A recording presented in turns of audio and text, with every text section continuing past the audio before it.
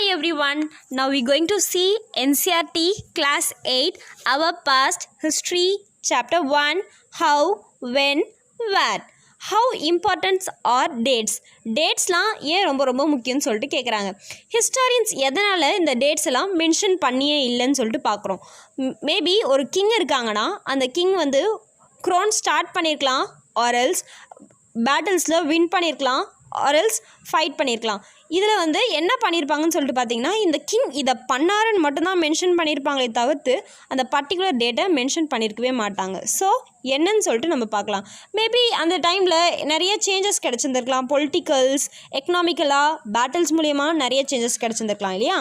First of all என்ன சொல்கிறாங்கன்னு பார்த்தீங்கன்னா, ஹிஸ்ட்ரின்னும் போது ஸ்டோரிஸ் கதைகளை கேட்கும்போது நிறைய பீப்புள்ஸ்க்கு வந்து போரிங்காக இருக்குன்றாங்க.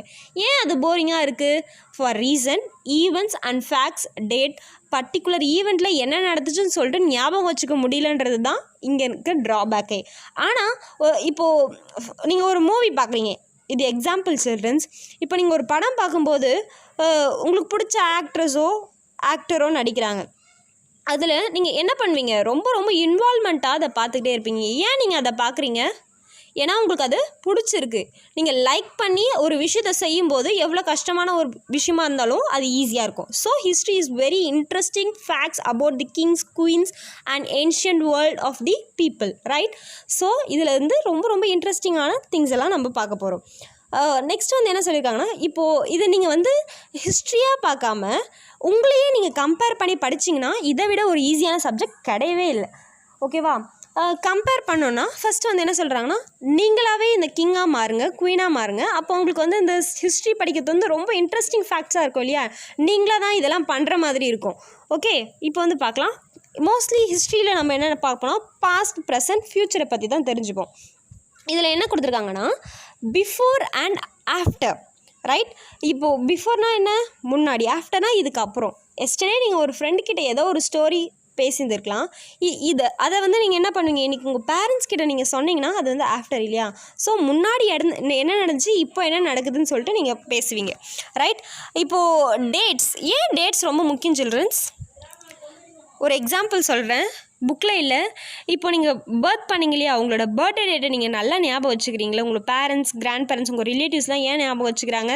நீங்கள் தான் இன்றைக்கி பர்த் பண்ணிங்கன்னு சொல்லிட்டு ஒரு என்ஜாய்ட் மூமெண்ட்டாக ஞாபகம் வச்சுக்கிறீங்க.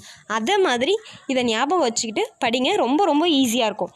ஓகே, இப்போது இதில் வந்து பார்த்திங்கன்னா ஃபஸ்ட்டு என்னென்னா, நிறைய ஹிஸ்டாரியன் ஸ்டோரிஸ் நம்ம வந்து பார்க்குறோம், தெரிஞ்சுப்போம் இல்லையா. அதை நீங்கள் என்ன பண்ணுவீங்க? இதெல்லாம் ஹிஸ்டாரியன் திங்ஸ்ன்னு சொல்லிட்டு அப்படியே நம்ம விட்டுருவோம், கரெக்டாக? மோஸ்ட் ப்ராபப்ளி இதெல்லாம் ஃபேக்ட்ஸ். ஸோ அதை பற்றி நம்ம தெரிஞ்சுக்க இன்வால்மெண்ட் எடுத்துக்க மாட்டோம். Now I am going to ask you 3 questions. Okay, புக்கில் தான் இருக்குது, இந்த கொஷின்ஸை நல்லா கவனிங்க. ஒரு ஸ்ட்ரீட்டில் நம்ம வீட்லேயே நம்மளோட ஏரியாலே பார்ப்போம் இல்லையா. ஒரு ஸ்ட்ரீட் இருக்குன்னா அங்கே வந்து ஒரு டீ ஸ்டால் இருக்கும். அந்த டீ ஸ்டாலில் வந்து என்ன இருக்கும்? டீ கடையில் ஒரு சம் குரூப் ஆஃப் பர்சன்ஸ் வந்து டீ குடிப்பாங்க இல்லையா. என்னைக்காச்சும் யோசிச்சுருக்கீங்களா எப்போ நம்ம இந்தியாவில் டீ குடிக்க ஸ்டார்ட் பண்ணியிருக்காங்கன்னு சொல்லிட்டு? டீயும் காஃபியும் எப்போ நம்ம இந்தியாவுக்குள்ளே இன்ட்ரடியூஸ் ஆச்சுன்னு சொல்லிட்டு திங்க் பண்ணியிருக்கீங்களா? எதனால் அது இன்ட்ரடியூஸ் ஆச்சுன்னு சொல்லிட்டு திங்க் பண்ணியிருக்கீங்களா? This is a first question. And second question is, ஒரு பர்சன் வந்து ரயில்வேல விண்டோஸ் ஓரமாக உட்காந்துருக்காங்க. அப்போ வந்து என்ன நம்ம கொஸ்டின் வந்து ரைஸ் ஆகுதுன்னு சொல்லிட்டு பார்த்தீங்கன்னா, எப்போ நம்ம இந்தியாவில் ரயில்வேஸ் வந்து ஸ்டார்ட் பண்ணியிருக்காங்கன்னு சொல்லிட்டு திங்க் பண்ணியிருக்கீங்களா? அப்போது ரயில்வேஸ் இல்லாததுக்கு முன்னாடி டிரான்ஸ்போர்ட்டேஷன் ஃபெசிலிட்டிஸ் என்ன இருந்திருக்குன்னு சொல்லிட்டு திங்க் பண்ணியிருக்கீங்களா? This is second question. And your third question is, day to day லைஃப்பில் டெய்லி நீங்கள் பார்க்குற நியூஸ் பேப்பர், டெய்லி நம்ம வந்து நியூஸ் பேப்பர் யூஸ் பண்ணுறோம் இல்லையா. பிகாஸ் பிரிண்டிங் ப்ரெஸ் மூலியமாக தான் நமக்கு news paper all over the வேர்ல்டில் அவைலபிளாக இருக்குது. சப்போஸ் இந்த பிரிண்டிங் ப்ரெஸ் இல்லாமல் நியூஸ் பேப்பர் நமக்கு கிடைக்காம இருந்தால் இதுக்கு முன்னாடி இன்ஃபர்மேஷன்ஸை நம்ம எப்படி வந்து தெரிஞ்சுக்கணும்னு சொல்லிட்டு நம்ம பார்க்குறோம் இல்லையா. ஸோ இது 3 கொஷின்ஸை வச்சு பார்க்கலாம். அப்போ பர்டிகுலராக என்ன மென்ஷன் பண்ணிடல? டைம். இந்த பர்டிகுலர் டைமில் இந்த இம்பார்ட்டண்ட் ஈவெண்ட்ஸை வந்து அவங்க மென்ஷன் பண்ணவே இல்லை. பிரிட்டிஷ் ரூல் பண்ணப்போ அவங்க டேட்டுக்கு வந்து என்ன பண்ணலை? Not fixed date for British rule. இந்த டைமில் அவங்க இதுதான் பண்ணாங்கன்னு சொல்லிட்டு டேட் அவங்க வந்து ஃபிக்ஸ் பண்ணவே இல்லை. அந்த பர்டிகுலர் இயரையோ இல்லை மந்த்தையோ கரெக்டாக வந்து என்ன பண்ணலை, அவங்க வந்து மென்ஷன் பண்ணவே இல்லை. அந்த டைமில் ரயில்வேஸ் எப்போ இன்வென்ஷன் ஆச்சு, இல்லை நியூஸ் பேப்பர் எப்போ ஸ்டார்ட் ஆச்சுன்னு சொல்லிட்டு அவங்க வந்து என்ன பண்ணிடல, மோஸ்ட் ப்ராபப்ளி அந்த டைமை நமக்கு வந்து கரெக்டாக சொல்லவே இல்லை. அந்த பீரியடில் நடந்துச்சுன்னு சொல்லிட்டு மட்டும்தான் நமக்கு வந்து சொல்லியிருப்பாங்க தவிர மோஸ்ட் ப்ராபப்ளி டீட்டெயில்டாக கொடுத்துடலன்னு சொல்கிறாங்க. ஓகேவா? அப்போது இங்கே வந்து என்ன கொடுத்துருக்காங்கன்னு சொல்லிட்டு பார்த்தீங்கன்னா, why do we come to know about it? அப்போ நம்ம இதை பற்றி ஏன் தெரிஞ்சுக்கணுன்ற கொஷின் வந்து ரைஸ் ஆகுது. இதில் பார்த்தீங்கன்னா இப்போ டீ சொன்னோம் இல்லையா, இப்போ டீயோ காஃபியோ அவங்க வந்து எந்த ரீசன்ஸ்க்காக வந்து ட்ரிங்க் பண்ண ஸ்டார்ட் பண்ணியிருக்கலாம், மேபி ஒரு டேஸ்ட்டுக்காக வந்து ட்ரிங்க் பண்ண ஸ்டார்ட் பண்ணியிருக்கலாம்னு சொல்கிறாங்க. ஸோ இப்படி நம்ம பீப்புள்ஸ் வந்து என்ன நம்மளோட தேவைக்காக தான் இதெல்லாம் வந்து ஸ்டார்ட் ஆகிருக்குன்னு சொல்கிறாங்க.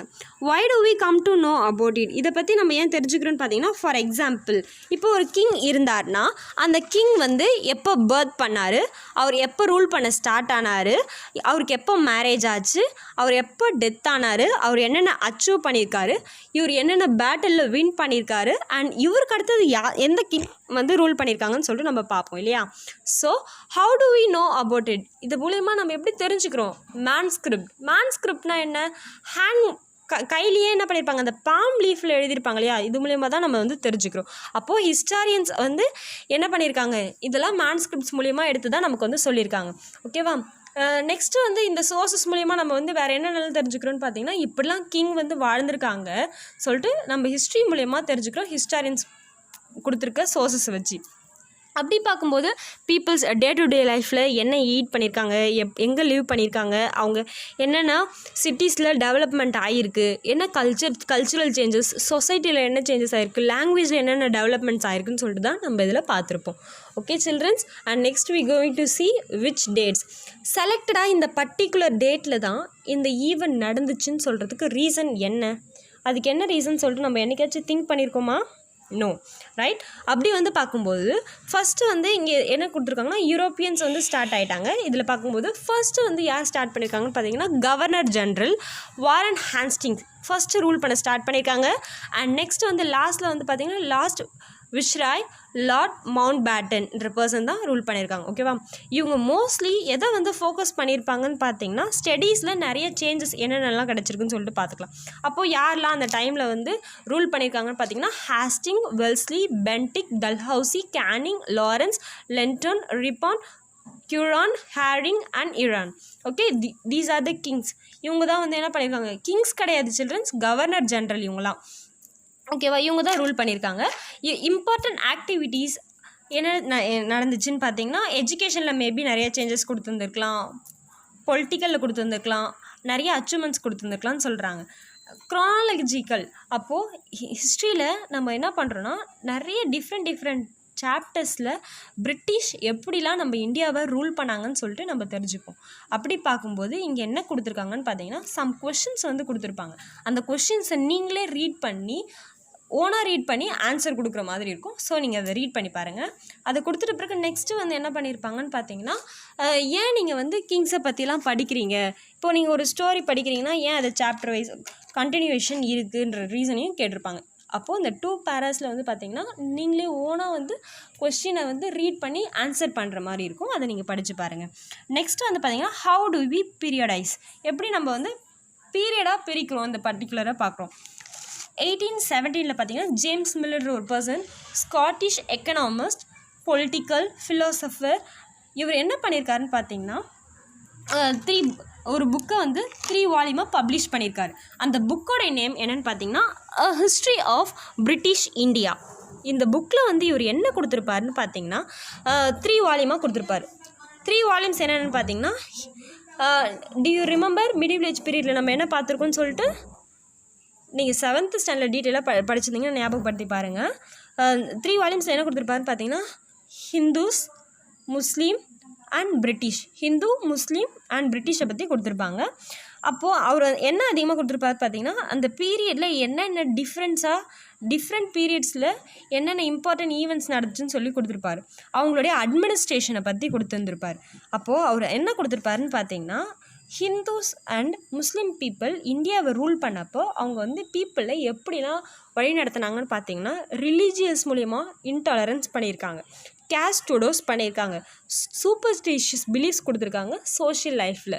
இதை தவிர்த்து வேறு எதுவுமே இல்லை. ஒரு ஸ்லேவ் மாதிரி பீப்புள்ஸை ரூல் பண்ணியிருக்காங்கன்னு சொல்லிட்டு ஹிந்துஸ் அண்ட் முஸ்லீம் புக்கில் கொடுத்துருப்பாங்க. ஆனால் நெக்ஸ்ட்டு வந்து அவங்க என்ன சொல்லியிருப்பாருன்னு சொல்லிட்டு பார்த்தீங்கன்னா, எப்போ இந்தியாவுக்குள்ளே யூரோப்பியன்ஸ் ஸ்டார்ட் ஆனாங்களோ அப்போ தான் நமக்கு என்ன ஆச்சுன்னு பார்த்தீங்கன்னா arts, institution, law of India இது எல்லாம் நமக்கு வந்து கிடைக்க ஆரம்பிச்சுன்னு சொல்கிறாங்க.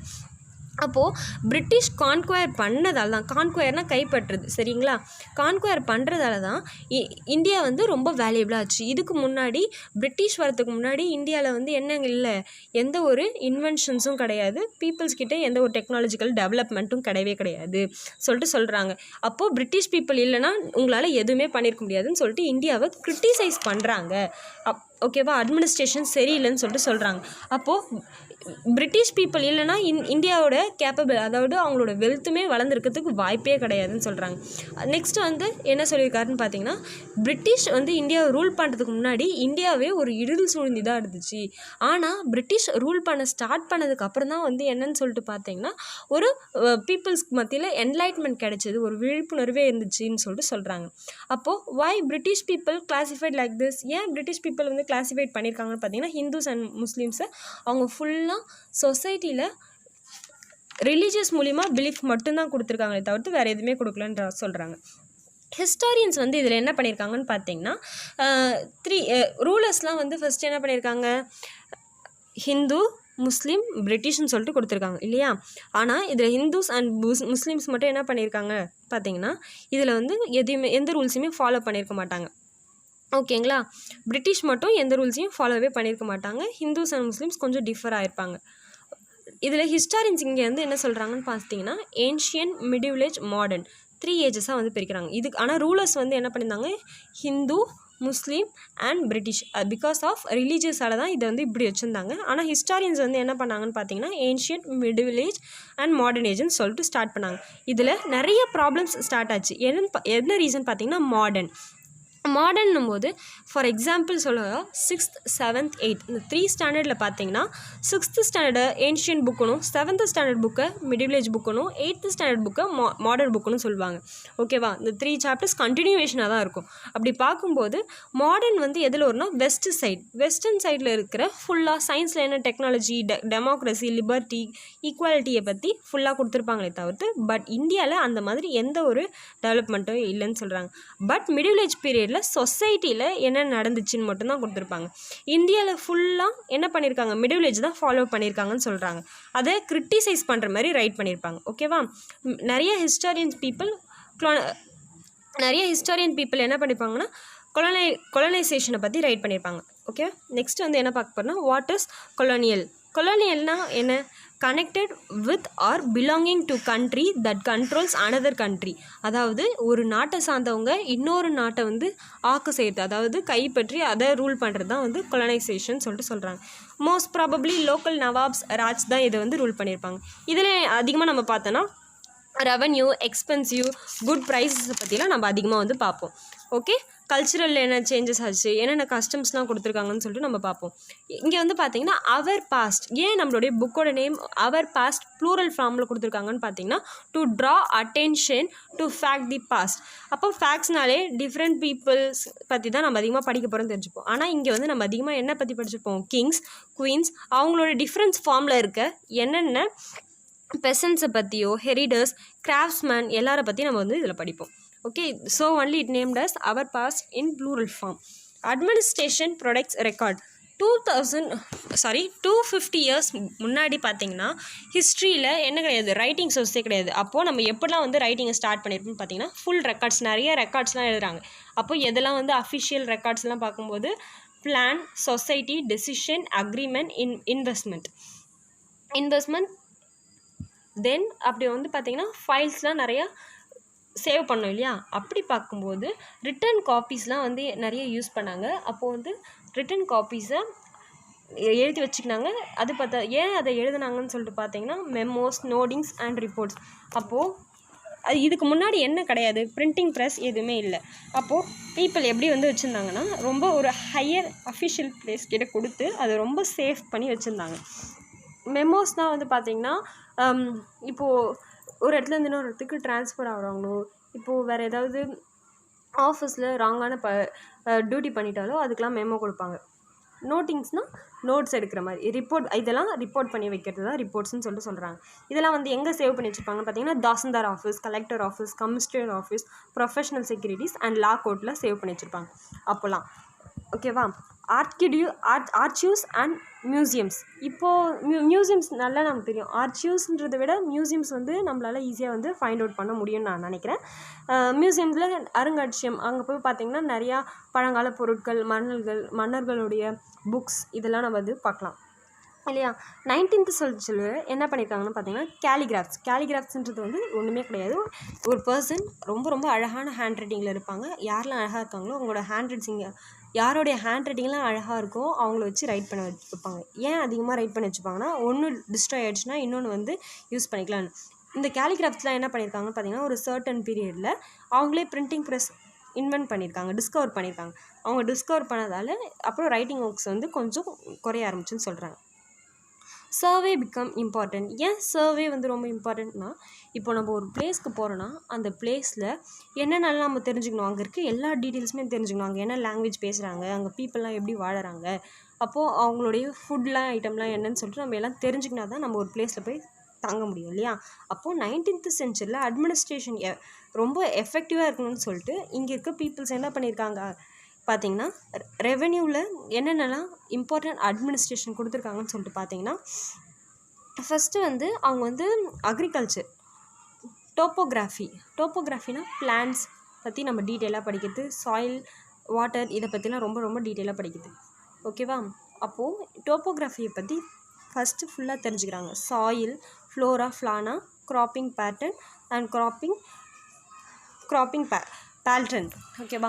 இதை பற்றி ரொம்ப டீட்டெயிலாக தெரிஞ்சுக்கிறாங்க. அப்படி பார்க்கும்போது என்னென்னு பார்த்தீங்கன்னா, இந்த சாயில்னால் அது அக்ரிகல்ச்சர் ஆஃபீஸர்கிட்ட கொடுத்தா அவங்க வந்து என்ன பண்ணுவாங்க, இந்த மண்ணில் இந்த காய்கறியோ இல்லை பழங்களோ போட்டால் நல்லா விளையுன்னு சொல்லிட்டு அவங்களுக்கு தெரியும் இல்லையா?